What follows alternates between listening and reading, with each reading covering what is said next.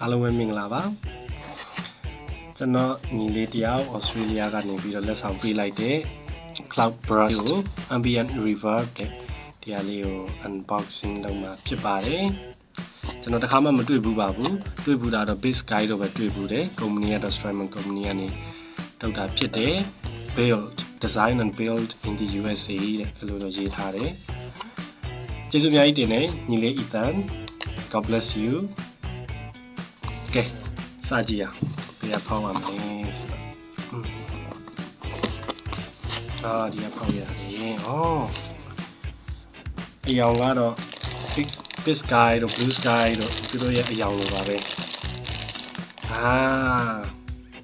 firstly ရတော့ဒါတော့သူရဲ့ signature လေးရေးပေးပါဆိုတော့အဲ့ဒါသူလေးတမ signature လေးသူ့ရဲ့ညီလေးရဲ့ sign ပေါ့နော်သူအဲ့ဒါလေးကိုထိုးထားပေးတယ်ကျေးဇူးအများကြီးတင်တယ်ဒါလေးတွေ့တိုင်းသူအများအား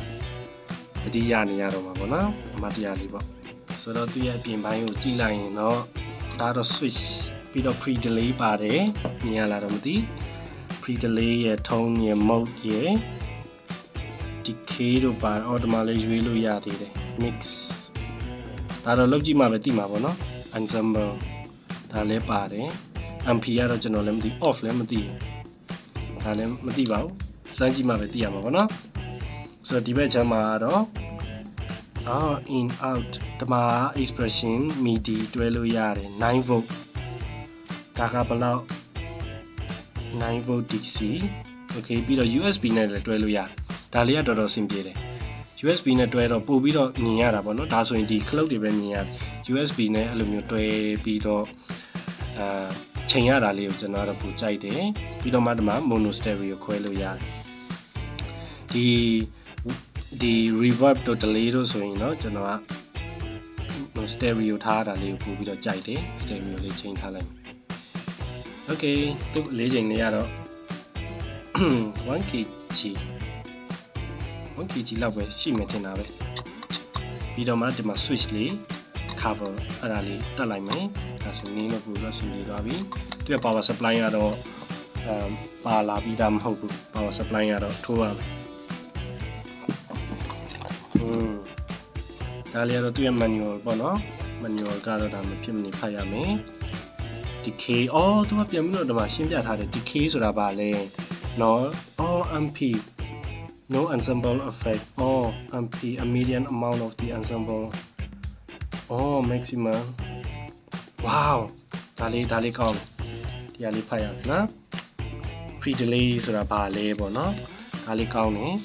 pre delay ထုံးကတော့ဒါလူတိုင်းသိတယ်လေနော် full switch နဲ့တွဲလဲ mode လဲတွဲလဲ mode ဒါဆိုရင်ကိုယ့်အကိုချိန်လို့တော့ရပြီလေ air stream ဆိုရင်ဒီမှာ decay ကိုအရှိကြီးထားမယ်သူအဲ့မှာပြထားတယ် pre delay ကိုနည်းနည်းလေးထားမယ်နော် mode ကိုတစ်လောက်ထားမယ်ထုံးကိုလည်းတစ်လောက်ထားမယ် wow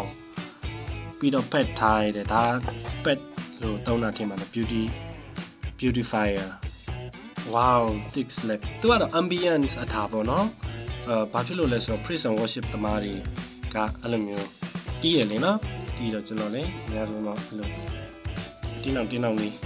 praise and worship တီးတယ်ဆိုတော့လေ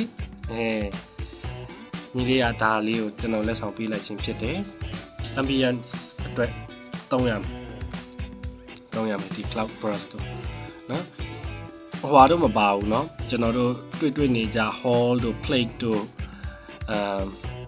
ဘာတွေရှိသေးလဲ hall တို့ plate တို့ spring တို့ဒါတွေမပါဘူးသူက ambience ပဲ ambience တောင်းနေပဲဆိုတော့ Strymon ထုတ်တော့ quality ကတော့ကောင်းပါစိတ်ချမိုက်တယ် built in the USA okay ဒါလေးပါပဲညီလေးကျေးဇူးအများကြီးတင်တယ် God bless you နောက်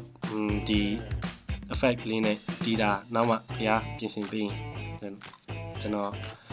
တင်မယ်လေ live မှာတင်မယ်နော်ကျေးဇူးအများကြီးတင်တယ်ဒါပါပဲ thank you